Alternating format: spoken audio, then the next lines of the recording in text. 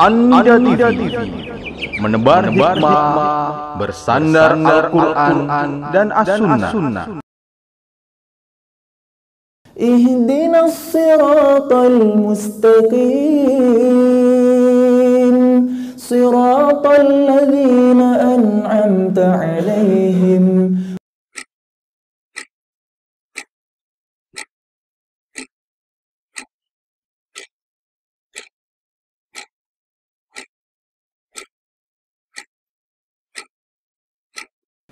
Assalamualaikum warahmatullahi wabarakatuh. Bismillahirrahmanirrahim. Alhamdulillahi rabbil alamin. Wa bihi nasta'inu ala umurid dunya waddin. Wassalatu wassalamu ala ashrafil anbiya'i wal mursalin, sayyidina wa habibina wa nabiyina Muhammadin wa ala alihi wa sahbihi ajma'in, amma ba'd.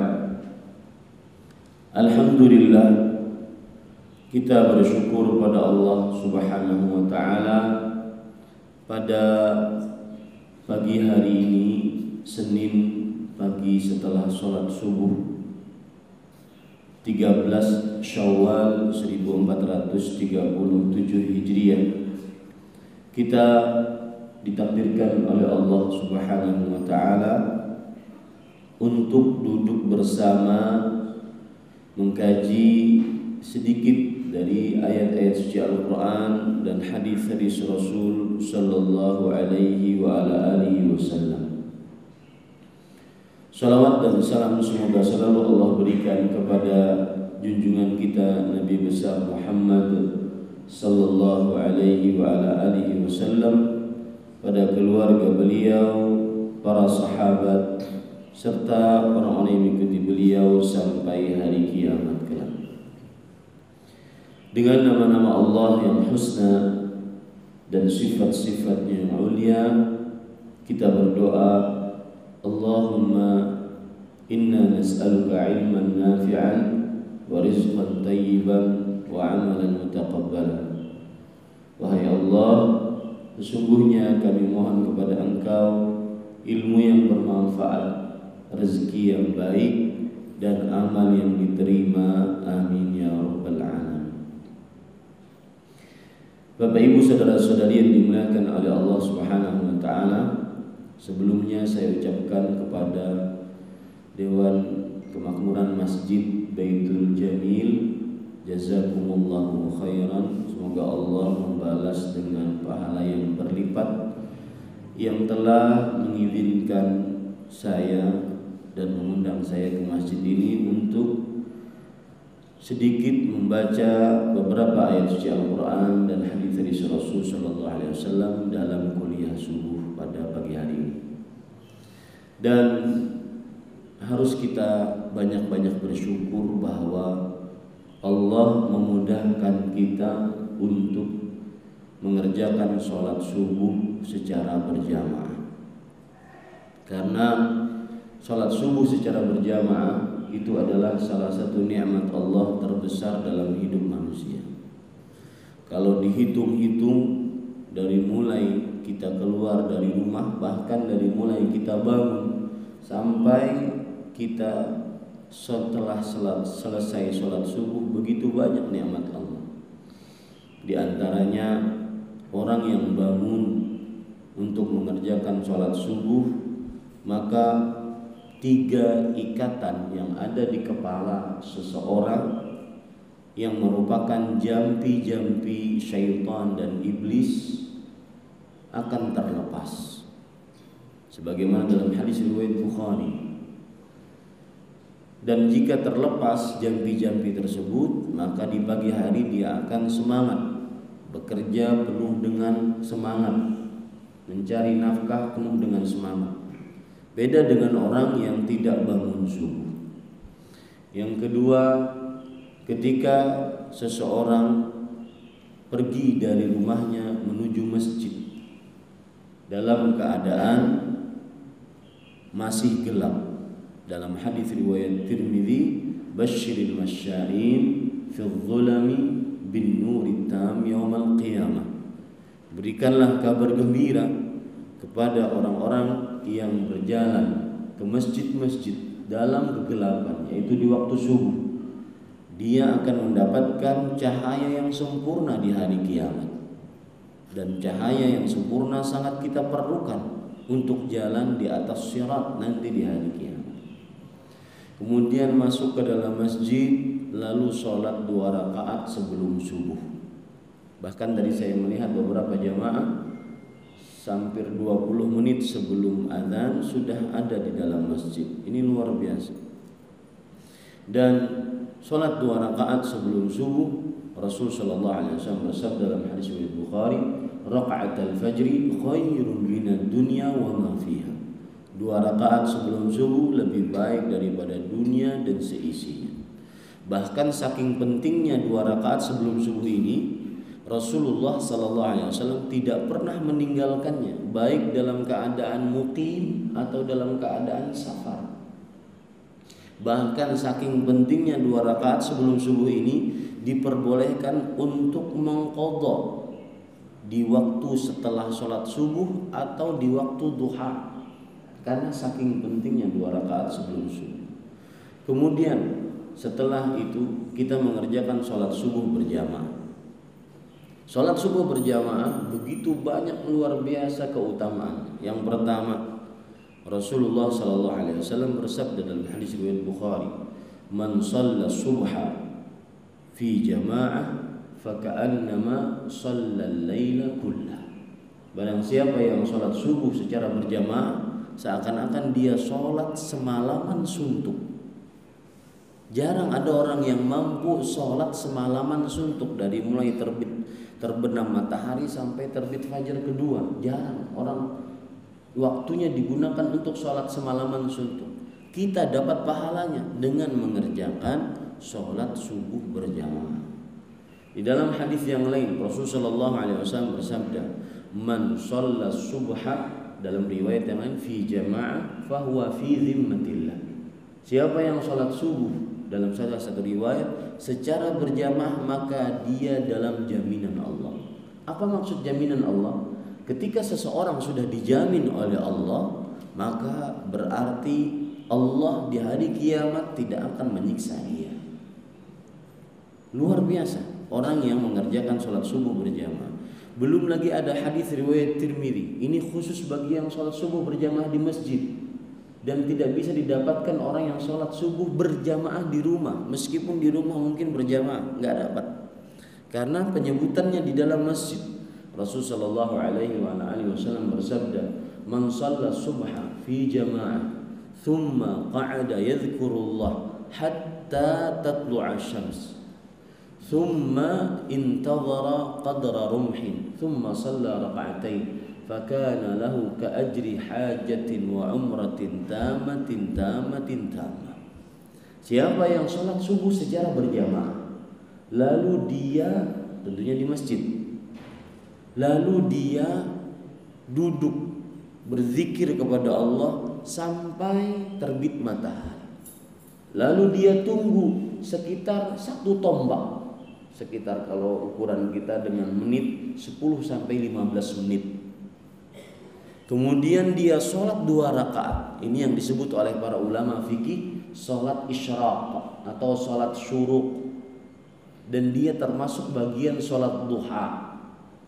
Maka kata Rasulullah SAW, seakan-akan dia mendapatkan pahala umroh yang sempurna.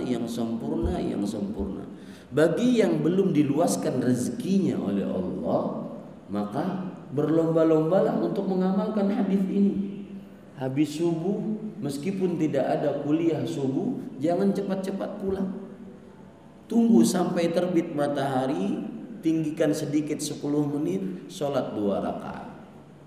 Toh di rumah tidak ada ngapa-ngapain, paling di rumah setelah sholat subuh di depan televisi dengan teh atau kopi panas dengan gorengan. Betul? Ya. Lebih baik kita dapat pahala umroh. Terutama yang belum bisa diluaskan rezekinya oleh Allah untuk pergi ke tanah suci.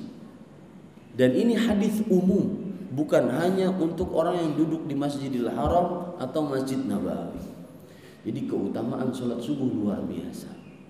Makanya belum lagi ada hadis yang lain. Rasulullah SAW bersabda,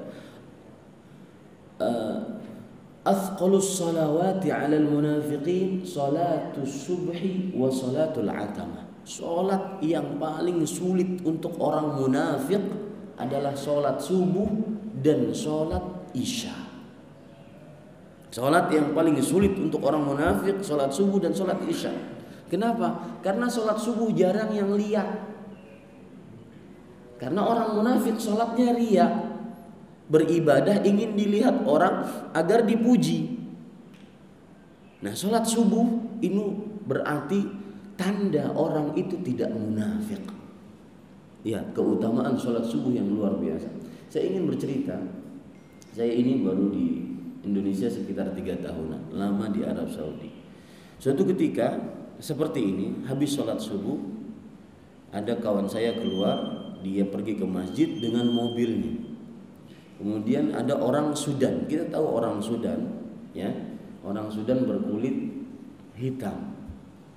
Kalau bahasa di kota saya di Banjarmasin, hitam itu putih tua.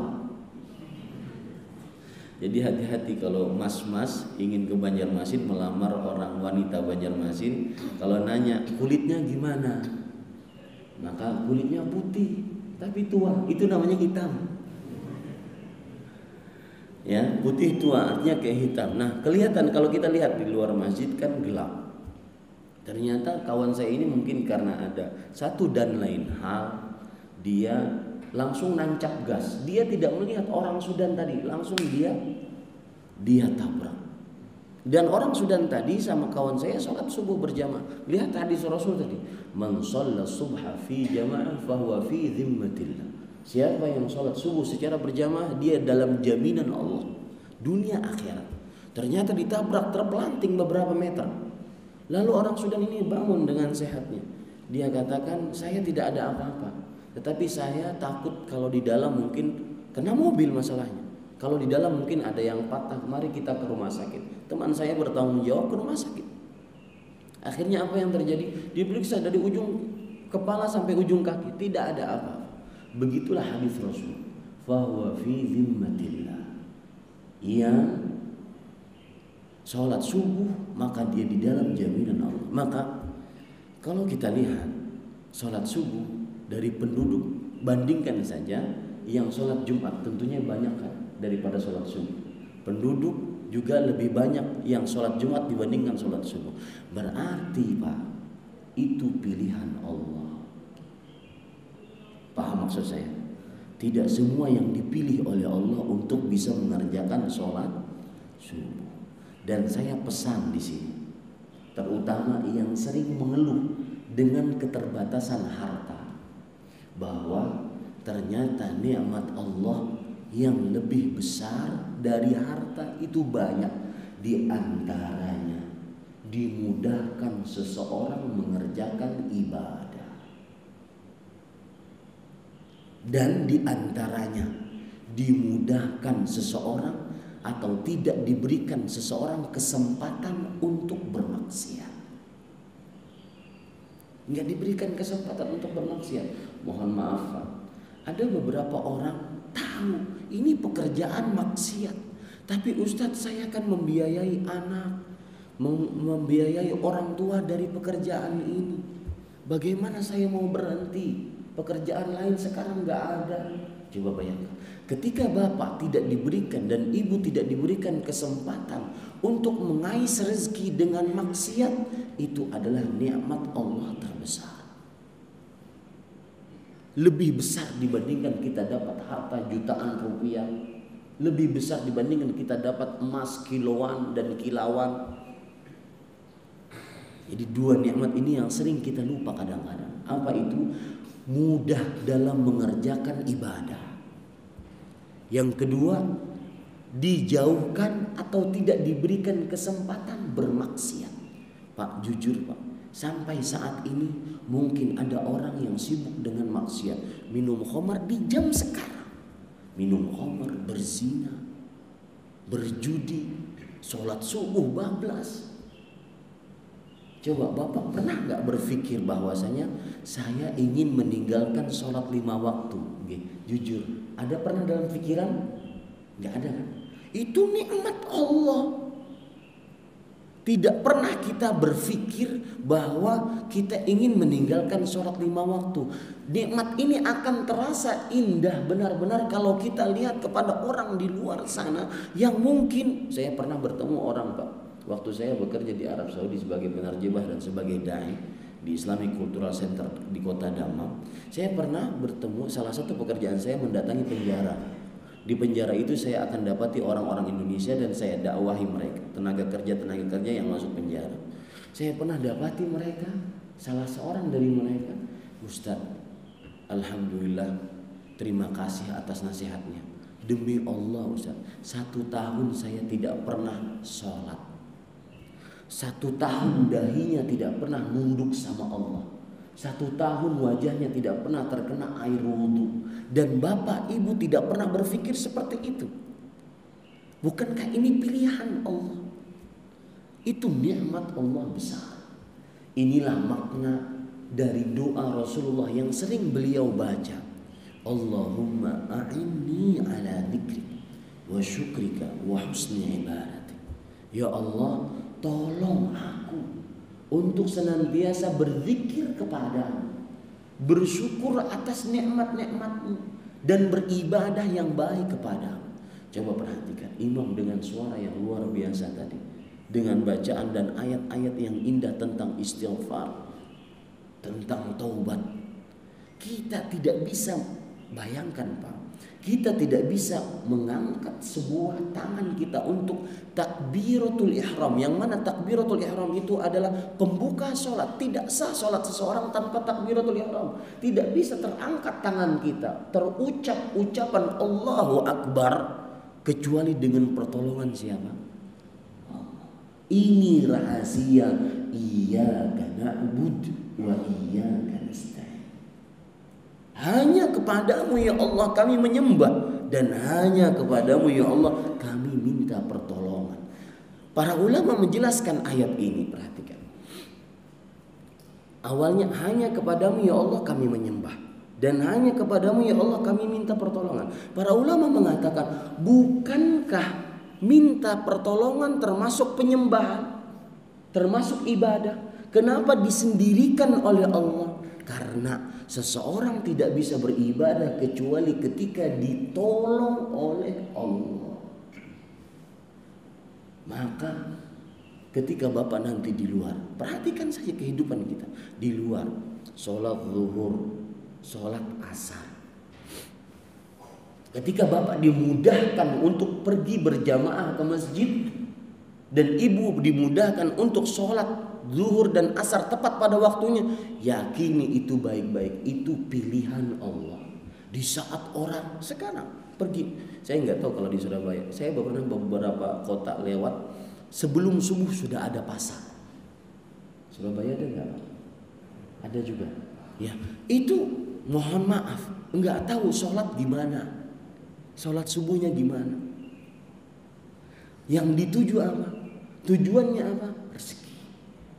Yang kalau kita mati pas dapat rezekinya, ini gak bisa dibawa.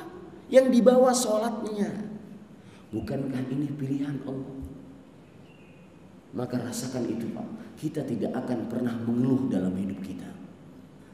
Ya ada orang Pak kadang-kadang kalau, atau mungkin kita sendiri, ada kadang-kadang kita duduk di samping orang lain, sudah mulai cerita macam-macam. Aduh, istri saya sakit, anak saya mau sekolah, belum bayar SPP, belum bayar listrik, belum bayar telepon, air, dan sebagainya. Pokoknya dia cerita keluhan semua. Terakhir dia cerita apa? Ini kayaknya saya juga mau poligami, rabi yang kedua. Ini orang gak tahu diri. Ada orang-orang jenis manusia seperti itu, dalam artian dia mengeluh. Padahal para ulama mengatakan, idza syakauta ila bani adam innama tashkur rahim ila alladhi la yarham.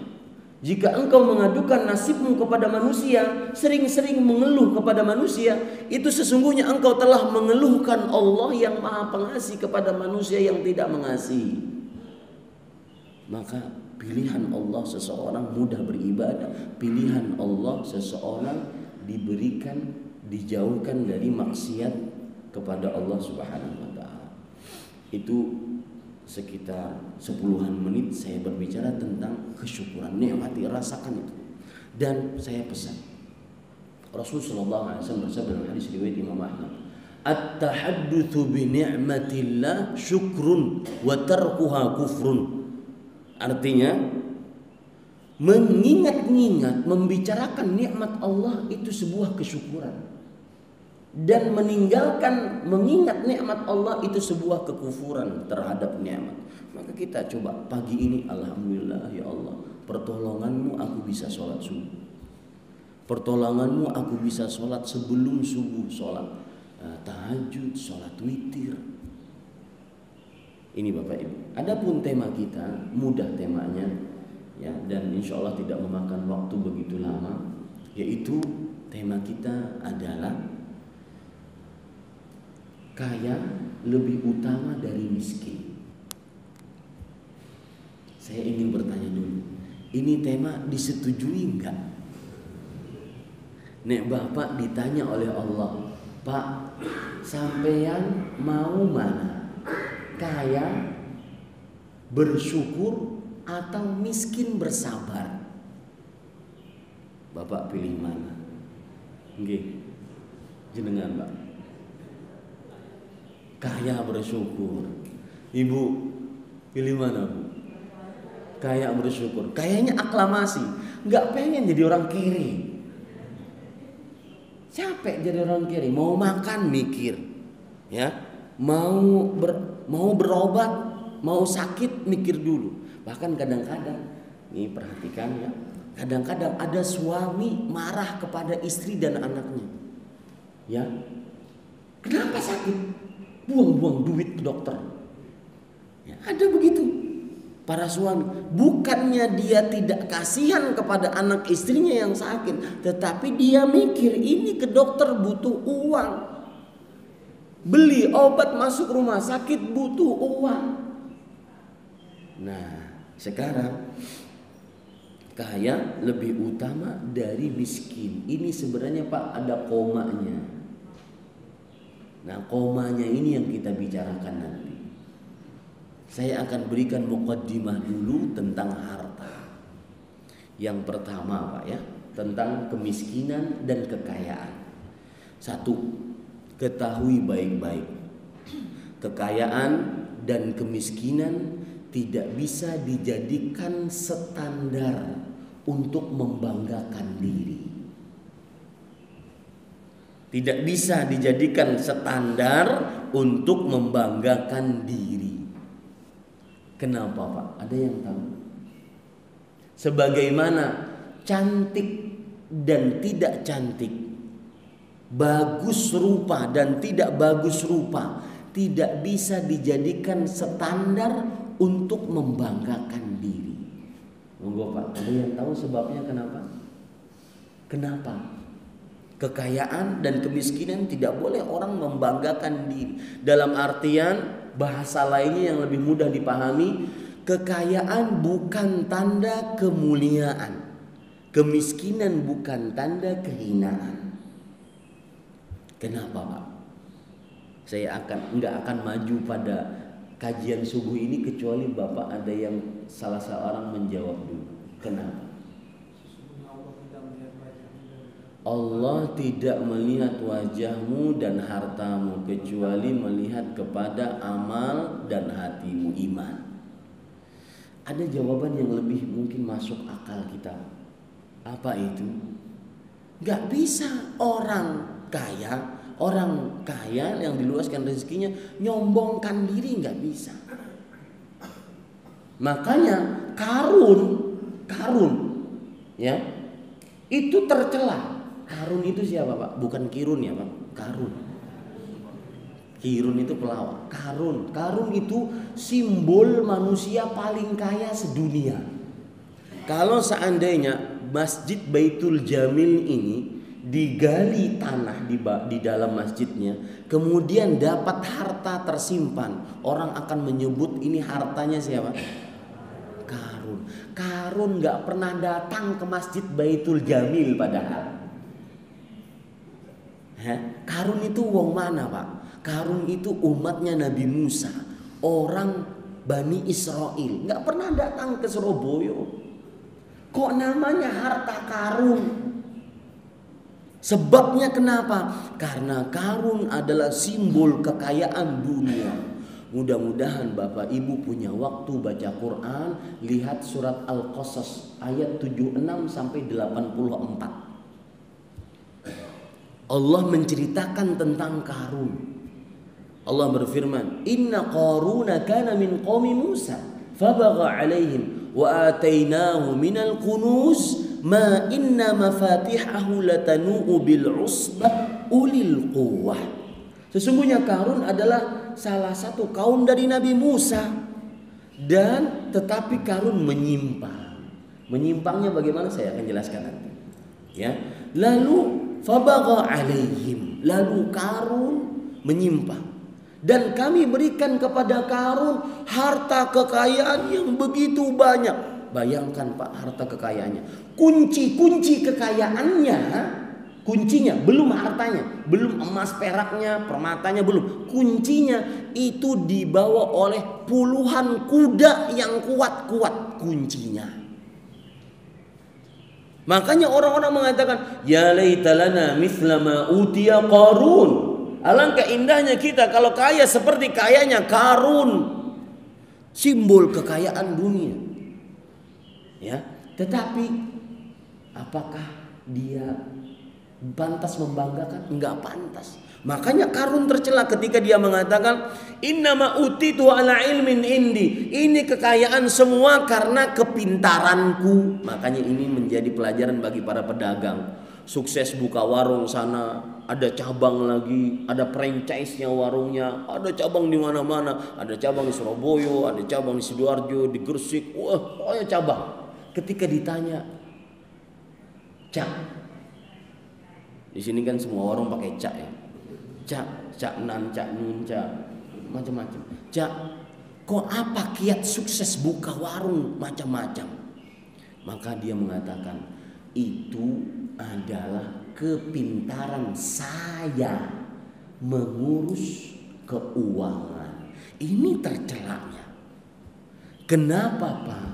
Karena kekayaan atau kemiskinan kita tidak bisa order sama Allah. Itu murni mutlak pemberian Allah. Siapa yang mau miskin? Gak ada. Tetapi Allah memberikan si fulan kekayaan, si fulan keterbatasan. Makanya tidak berhak kita untuk membanggakan diri, apalagi sampai menyombongkan diri dengan kekayaan. Ya, ini Bapak Ibu, ini muqaddimah. Kekayaan, kemiskinan tidak pantas untuk disombongkan atau tidak pantas untuk dihinakan. Allah sebutkan hal ini dalam surat Al-Fajr ayat 15 sampai 17. Fa amal insan idza mabtalahu rabbuhu fa akramahu wa na'amahu fa yaqulu rabbi akraman. Wa amma idza mabtalahu fa qadara 'alaihi rizqah fa yaqulu rabbi ahanan. Adapun manusia jika diuji oleh Allah, diluaskan rezekinya, maka dia mengatakan, "Oh, Rabbku sudah memuliakan aku." Adapun apabila manusia dibatasi rezekinya oleh Allah, diuji dengan keterbatasan rezeki, maka dia mengatakan, Allah menghinakan aku. Dua testimoni ini, dua pernyataan ini, dua anggapan ini dibantah langsung oleh Allah pada ayat yang ke-17. Kalla, tidak sama sekali, itu salah. Maka mohon maaf, siapa yang ada di antara jamaah sekarang yang ada pemikiran kaya itu tanda kemuliaan, miskin tanda kehinaan, hilangkan. Ya, terutama saya perhatikan, saya di Banjarmasin lagi menggalang nikah massal, Pak. Biar tidak banyak terjadi perzinahan. maka harus ada nikah massal. Kadang-kadang ada sebagian orang tua datang pelamar laki-laki kepada rumahnya. Nah, namamu siapa? Fulan, Pak. Yang pertama kali ditanya nama, kemudian setelah itu pertanyaan, gawe nopo? Kerja apa? Enggak ditanya bisa sholat kah, bisa baca Quran kah? Enggak ditanya. Ya. Pertanyaan kedua, nanti kalau anak perempuan saya ini jadi istrimu, kamu pakannya apa? Kalau saya pelamarnya nasi, Pak. Masa batu? Ya. Ini menunjukkan standar berpikir seseorang. Kadang-kadang yang dilihat cuma harta. Seorang orang tua nelfon kepada keluarganya, misalkan ibu-ibu nelfon kepada temannya perempuan, "Jeng, alhamdulillah, anakku sekarang sudah jadi wong." Loh, berarti sebelumnya belum jadi wong, Pak? Sudah jadi wong. Kenapa, Mbak? Alhamdulillah sudah diterima PNS, mempunyai pekerjaan tetap. Ini sekelumit cerita yang ada di tengah masyarakat dan itu terjadi. Kenapa? Karena standar berpikirnya tadi bahwa kaya, punya pekerjaan tetap, gaji tetap itu mulia. Yang pekerjaannya serabutan itu enggak mulia. Salah besar. Ya, salah besar. Kalau seandainya kekayaan adalah tanda kemuliaan, maka niscaya Karun manusia paling mulia. Tetapi ternyata apa? Karun jangankan di akhirat, di dunia sudah disiksa oleh Allah. Bagaimana siksanya? Makanya saya katakan tadi, mudah-mudahan Bapak Ibu punya waktu untuk baca Quran. Lebih punya waktu dibandingkan kita nonton televisi. Mudah-mudahan Bapak Ibu punya waktu baca Quran, lebih punya waktu dibandingkan baca koran. Dan saya berpesan, Pak, seseorang mati di atas kebiasaannya. Yang biasa baca Quran mati dengan Qurannya. Yang biasa baca koran mati dengan baca korannya. Nah, lihat Allah berfirman tentang Karun, fakhasafna bihi wa bidarihil ardh. Kami benamkan Karun dan kekayaannya ke dalam bumi sebagai siksa dari kami. Kemudian Allah mengatakan untuk Karun, wa ka'annahu la yuflihul kafirun. Celaka Karun, dia tidak akan beruntung, dan dicap oleh Allah sebagai orang-orang kafir.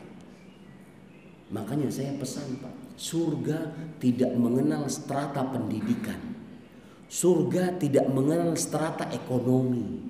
Surga tidak mengenal warna kulit. Surga tidak mengenal warna darah. Surga mengenal nopo, Pak? Amal dan iman. Lihat, Karun yang kaya raya, simbol kekayaan dunia, bahkan sampai ke Indonesia. Kalau ada orang menggali tanah, di dalamnya ada harta, disebut harta Karun. Kenapa? Karena simbol kekayaan dunia. Tetapi dia tidak masuk surga, bahkan selama-lamanya bersama iblis, Fir'aun dan Haman dan Abu Lahab, Abu Jahal. Tetapi lihat Pak ya, Bilal berkulit hitam, hidung tidak mancung, bibir tebal, mantan budak yang dulunya diperjualbelikan. Budak dulu itu, Pak, seperti orang jualan kue. Ya, si fulan jual, kemudian dijual lagi, itu udah budak. Harta yang rendah, budak.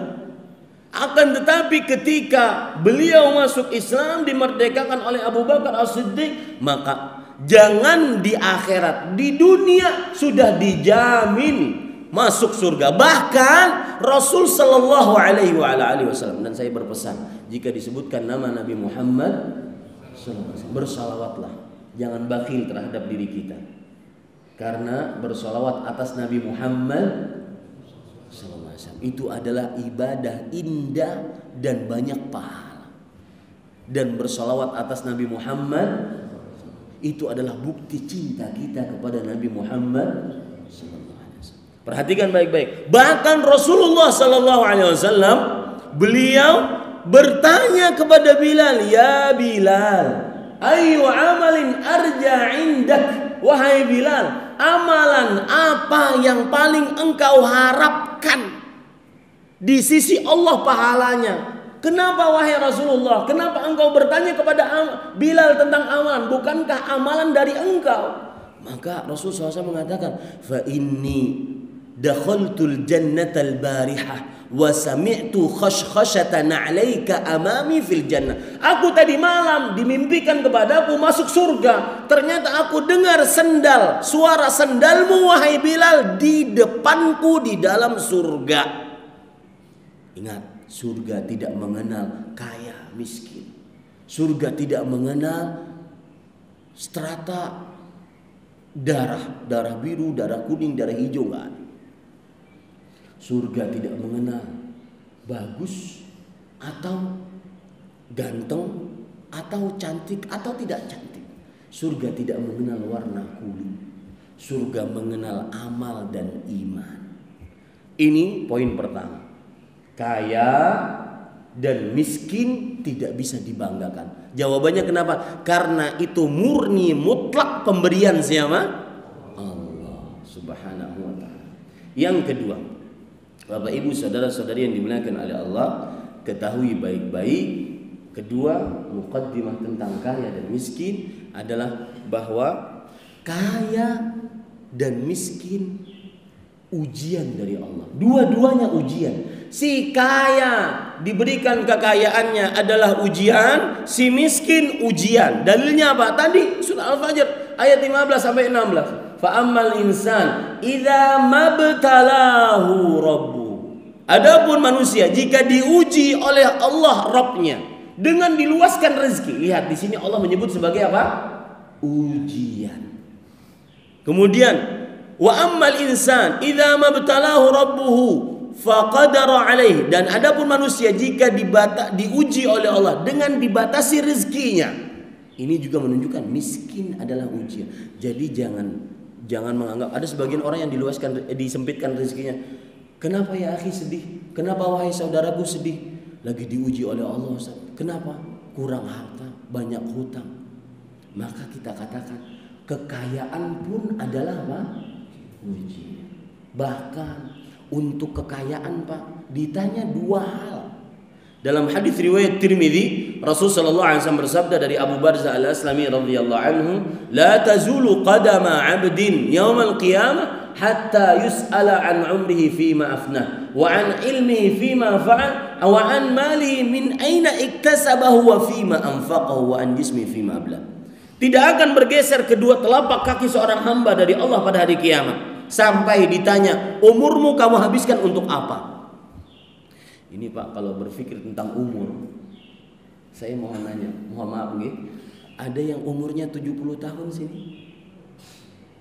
60? 77. Bapak berapa? 73. Rasul sallallahu alaihi wasallam bersabda, "A'maru ummati ma baina 60 ila 70 wa aqalluhum man yajuzu dzalik." Umur umatku antara 60 sampai 70 tahun saja. Sedikit sekali yang lebih dari itu, dan terbukti sedikit yang lebih dari itu. Di masjid ini saja sedikit yang lebih dari itu. Dan saya berdoa mudah-mudahan kakek-kakek kita ini, ya, orang-orang tua kita diberikan panjang umur dalam ketaatan. Para ikhwan yang dirahmati Allah, kalau kita berpikir tentang umur ini Pak, jangan pernah buang-buang. Orang kalau sudah tahu hakikat umur, dia tidak akan pernah, ya, saya sering memperhatikan orang nongkrong gitu ya, lepas baju, kaos di sini, ya, nongkrong, kemudian duduk di warung kopi, nongkrong, lewat truk, bodoh amat, lewat traktor, nongkrong lama. Orang yang tahu hakikat umur dia nggak akan pernah seperti ini. Kenapa? Coba pikir sekarang. Anggap umur seseorang 60 tahun. Umur 15 tahun pertama sudah tidak dianggap karena sebelum balik. 20 tahun untuk tidur. Manusia tidur normalnya 8 jam. Itu manusia normal. Ada yang enggak, ya, ada yang abnormal, nambah-nambah. Habis subuh tidur lagi. Ya, nambah-nambah sampai 10 jam. Kalau ukuran 60 tahun tidur 8 jam berarti sekitar 20 tahun untuk turu saja, Pak. Untuk tidur saja 20 tahun, berarti 35 tahun sudah lewat. Apalagi berarti sisa berapa, Pak, dari 60? 60 kurang 35 berarti sisa berapa? 25. 20 tahun digunakan untuk makan, minum, untuk buang air besar, untuk ngobrol, untuk ini ngalor ngidul. Bahkan kadang-kadang suami lebih suka ngobrol dengan kawannya di luar rumah dibandingkan dengan kawan hidupnya itu yang di belakang. Ya, ngaku nggih?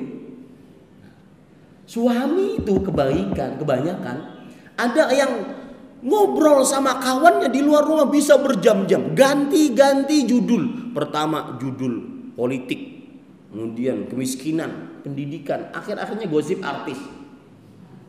Tapi giliran ngobrol sama kawan hidup yang harus kita kasihi, istri-istri kita itu, yang sunnahnya setelah sholat isya sebelum tidur kita ngobrol sama istri kita, apa yang terjadi, Pak? 5 menit tengkar. Ngobrol 5 menit apa? Tengkar, betul nggak? Ada sebagian seperti itu. Ada kadang-kadang tidak romantis ngobrol sama istrinya. Ya, padahal begitulah, tidak begitu Rasul Shallallahu Alaihi Wasallam melakukan istrinya. Nah, lihat lagi 20 menit untuk makan. Kadang-kadang mau makan lisannya itu, apalagi Surabaya dan Jawa Timur kota kuliner. Mau makan bebek goreng harus kemana? Sidoarjo. Ya, mau nasi goreng yang paling terkenal kemana? Gresik misalkan. Mau makan tok, habis waktu 20 menit, 20 tahun. Berarti sisa 5 tahun. 5 tahun itu adalah berarti waktu efektif untuk beribadah. Itu pun kalau ikhlas. 5 tahun riya lagi. Nah, makanya orang yang sudah mengenal seperti ini tidak akan menyia-nyiakan waktunya. Dia akan ditanya tentang umurnya dihabiskan untuk apa, ilmunya tentang diamalkan pada apa. Yang harta kamu dapat dari mana dan digunakan untuk apa. Makanya harta adalah ujian sebagaimana kemiskinan ujian. Oleh karenanya jangan sampai menganggap bahwa harta adalah kemuliaan. Dua-duanya ujian. Bahkan, Pak, kadang ujian harta lebih berat. Rasulullah SAW pernah bersabda dalam hadis riwayat Muslim, "Mal faqru akhsha 'alaikum." Bukanlah kefakiran yang aku takutkan pada kalian. Walakin akhsha 'alaikum an tubsata ad-dunya fatanafasuha kama tanafasu. Hati yang aku takutkan bagi kalian adalah diluaskan bagi kalian rezeki, lalu kalian berlomba-lomba untuk itu. Fa ahlakatkum kama ahlakatuhum. Maka harta tersebut akan membinasakan kalian sebagaimana orang-orang sebelum kalian binasa gara-gara harta. Maka hati-hati.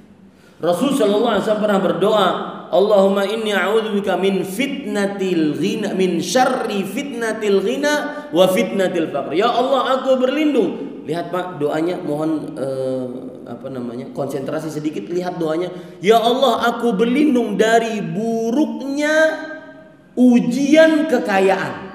Saya ulangi, aku berlindung dari buruknya ujian kekayaan dan aku berlindung dari ujian kemiskinan. Apa bedanya tadi, Pak? Kaya dan miskin. Ada kata-kata apa? Buruk. Menunjukkan bahwa kekayaan kadang ujian lebih buruk dibandingkan ujian kemiskinan. Ini yang kedua. Yang ketiga, Pak, yang terakhir, yaitu permasalahan kita yang saya pertama kali tanya tadi, mana yang lebih utama, kaya atau miskin? Kaya bersyukur, miskin bersabar. Ibu dan bapak sudah pilih secara aklamasi bahwasanya kaya bersyukur lebih utama dibandingkan miskin bersabar. Dan pilihan itu tentunya berdasarkan pengalaman dan perasaan, betul? Bukan berdasarkan dalil dari Al-Quran dan Sunnah. Kita sekarang ambil, ya, perhatikan baik-baik. Rasulullah SAW bersabda, dalam hadis riwayat Imam Tirmidzi atau Imam Muslim. Ya, yang tadi memilih kaya bersyukur, perhatikan hadis ini. Kumtu ala babil jannah fa idza 'amatu man dakhalaha al-fuqara. Aku berdiri di pintu surga. Aku melihat ternyata kebanyakan yang masuk surga adalah orang miskin. Nah, masih milih kaya bersyukur kan? 1-0 ya Pak. Saya ingin bikin hat-trick 3-0. Itu hadis sahih. Aku berdiri di pintu surga. Ternyata kebanyakan yang masuk surga adalah orang miskin. Orang kaya kemana wahai Rasulullah? Wa ashabul jiddi mahbusun. Dan orang kaya tertahan. Ngapain? Banyak pertanyaannya. Masih milih kaya bu? Pak? Nggih? Masih? Hanya di Masjid Baitul Jamil yang masih milih kaya. Yang kedua, Rasul sallallahu alaihi wasallam bersabda, "Yadkhulul fuqara'ul jannah qabla al-aghniya bi 500 'am." Orang fakir masuk ke dalam surga sebelum orang kaya 500 tahun. Masih milih 2-0 loh, okay? Orang fakir masuk ke surga sebelum orang kaya 500 tahun. Itu kalau hitungan dunia saja lama banget, 500 tahun. Kalau hitungan akhirat, 1 hari di akhirat Allah berfirman, "Inna yawman 'inda rabbika ka'alfi sanatin mimma ta'uddun." 1 hari di sisi Rabbmu itu seperti 1000 tahun. Ini 500 tahun di akhirat. Lama sekali. Masih milih kaya? Bu? Waduh, bingung Ustaz. Yang ketiga, Rasul sallallahu alaihi wasallam bersabda, "Allahumma ahyini miskinan wa amitni miskinan wa hsyurni ma'a zumratil masakin." Ya Allah, ini doa Rasulullah.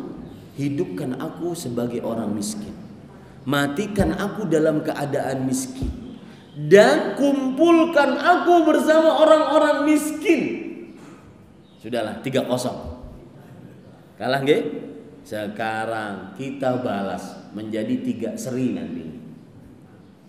Orang kaya berkata, saya ingin cerita dulu. Ada hadis riwayat Muslim, orang kaya berkata bahwasanya orang-orang miskin dari kaum muhajirin pernah mendatangi Rasulullah. Wahai Rasulullah, dhahaba ahlud duthur bil ujur wan na'imil muqim. Wahai Rasulullah, enak orang kaya, banyak pahalanya. Ya? Kata Rasulullah, "Wa madza?" Apa itu sebabnya? Kenapa orang kaya banyak pahalanya? Yusallun kama nusalli. Mereka orang kaya salat, kami pun salat orang miskin. Wa yasumun kama nasum. Orang kaya puasa, kami pun orang miskin puasa, berarti sama. Tetapi yang beda adalah wa yatasaddaquna bi fuduli amwalihim. Mereka orang kaya bersedekah, kami miskin enggak bisa bersedekah. Yang ketiga, wa ya'tiqun wa la na'tiq. Mereka orang kaya memerdekakan budak, dan memerdekakan budak butuh uang. Dan kami tidak bisa memerdekakan budak. Sebelum saya lanjutkan hadisnya, Pak dan Ibu, saya ingin nanya, orang-orang miskin yang mengadu kepada Rasulullah ini, ingin saya tanya, apakah mereka ingin kaya atau mereka ingin sama pahalanya? Hah? Sama pahalanya, bukan kayanya yang mereka tanyakan. Dan begitulah kehidupan kita sehari-hari. Yang patut kita lomba-lombakan adalah amalmu mana, bukan kayamu seberapa. Biarkan tetangga kita mungkin setiap 4 bulan 5 bulan ganti mobil, ternyata toh maklar mobil. Biarkan. Ya, yang penting amalnya enggak. Nah, lalu Rasulullah SAW, maukah aku beritahukan kepada kalian sebuah amalan yang apabila kalian mengamalkannya, maka tidak ada yang bisa menyamai pahala kalian. Kecuali, lihat kata-kata kecualinya, kecuali yang mengamalkan seperti apa yang kalian amalkan. Ya, lihat kata-kata itu. Apa amalannya? Yang Bapak biasa kerjakan setiap harinya. Setiap habis selesai sholat fardu, subhanallah, alhamdulillah, Allahu Akbar, 33, 33, 33. Itu amalannya. Pulang kaum muhajirin yang miskin-miskin ini.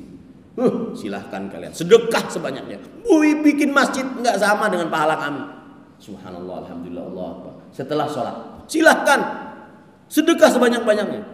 Dan itu kita harus percayai. Ternyata mereka orang miskin ngadu lagi kepada Rasulullah. Wahai Rasulullah, sami'a ikhwanuna min ahlil amwal fafa'alu mithla ma fa'alna. Wahai Rasulullah, sama aja. Ternyata orang kaya mendengar amalan kami dan mengerjakan seperti yang kami kerjakan. Maka akhirnya apa? Kata Rasulullah, nah ini yang menunjukkan 3-1. Rasulullah SAW kata, dzalika fadlullah yu'tihi man yasha. Itulah karunia Allah yang Allah berikan kepada siapa yang dikehendaki. Para ulama mengatakan, di antaranya Al-Hafidz Ibnu Hajar Al-Qadhi Iyad yang bermadzhab Syafi'i, beliau mengatakan ini dalil yang paling kuat bahwa kaya lebih utama dibandingkan miskin. 1-3. Kita ingin 2-3. Ayat-ayat tentang sedekah, berjihad di jalan Allah, butuh uang, tidak akan bisa dilaksanakan kecuali dengan harta. 2-3 sekarang. Umroh, haji tidak bisa dilaksanakan kecuali dengan harta. Sebentar lagi hari raya kurban, berkurban tidak bisa dilaksanakan kecuali dengan harta. Kemudian juga amalan yang sangat luar biasa. Dan saya tantang Bapak Ibu di masjid ini, ada yang bersedekah setiap harinya 1 juta. Jangan 1 juta, 500 ribu enggak ada. Jangan 500 ribu, 100 ribu per harinya tidak ada mungkin. Ada siapa mereka? Orang-orang yang menghutangi orang lain dan belum dibayar. Rasulullah SAW bersabda dalam hadis riwayat Imam At-Tabarani, kullu qardin sadaqah. Setiap hutangan itu sedekah. Siapa yang bisa melakukan seperti itu? Hanya orang kaya. 2-3 sekarang. Yang ketiga, Rasulullah SAW bersabda, ni'mar rajulus salih lil malis salih. Sungguh baik orang yang saleh jika dia mendapatkan harta yang saleh. Artinya ini pujian bagi orang kaya. Makanya sebenarnya ketika kita mengangkat tema, ya, kaya lebih utama dari miskin jika kaya tersebut digunakan untuk bertakwa. Makanya Allah berfirman dalam Al-Quran surat Al-Hujurat ayat 13, inna akramakum indallahi atqakum. Sesungguhnya yang paling mulia dari kalian adalah yang paling bertakwa. Pas selesai kajian saya. Demikian, mudah-mudahan bermanfaat. Jadi selama ini nanti kalau kita keluar bertemu dengan pengemis, bertemu dengan tukang sapu yang mungkin lusuh, jangan pegang-pegang hidup, jangan merasa lebih utama. Mungkin dia yang lebih bertakwa di sisi Allah. Semoga bermanfaat. Terima kasih atas waktunya dan saya ucapkan jazakumullahu khairan kepada sekali lagi kepada Dewan Kemakmuran Masjid Baitul Jamil di Surabaya ini. Semoga pengurusan masjidnya istiqomah. Saya pesan kepada pengurus-pengurus, jangan mau diambil tugasnya oleh orang lain. Pengurus masjid itu pilihan Allah. Tidak semua orang diberikan kepengurusan masjid. Allah berfirman dalam surah At-Taubah, innama ya'muru masajidallah man amana billahi wal yawmil akhir wa aqamas shalah wa ataz zakah wa lam yakhsha illallah fa ulaika asa an yakunu minal muhtadin. Orang-orang yang memakmurkan masjid mereka lah orang-orang yang beriman kepada Allah dan hari akhir, mendirikan sholat, membayar zakat dan tidak takut kecuali kepada Allah. Mereka lah orang-orang yang mendapat petunjuk dunia dan akhirat. Ya, makanya sedih kalau seandainya kita yang sering ke masjid tidak mengurus masjid. Dan mengurus masjid tidak mesti harus namanya terpampang sebagai ketua, sekretaris, bendahara. Ya, mengurus masjid ada kotoran itu termasuk mengurus masjid. Dan termasuk mengurus masjid, memakmurkan masjid dengan kajian-kajian. Sehingga kaum muslimin benar-benar diilmui dengan Al-Quran dan Sunnah Rasul Sallallahu Alaihi Wasallam. Demikian saya cukupkan dengan doa kafaratul majlis yang dianjurkan oleh Rasul Sallallahu Alaihi Wasallam apabila menutup majlis, dan siapa yang membaca doa ini maka akan diampuni dosanya di majlis tersebut. Subhanakallahumma wa bihamdik asyhadu an la ilaha illa anta astaghfiruka wa atubu ilaik. Sallallahu alaihi Muhammad walhamdulillahi rabbil alamin. Wassalamualaikum warahmatullahi wabarakatuh.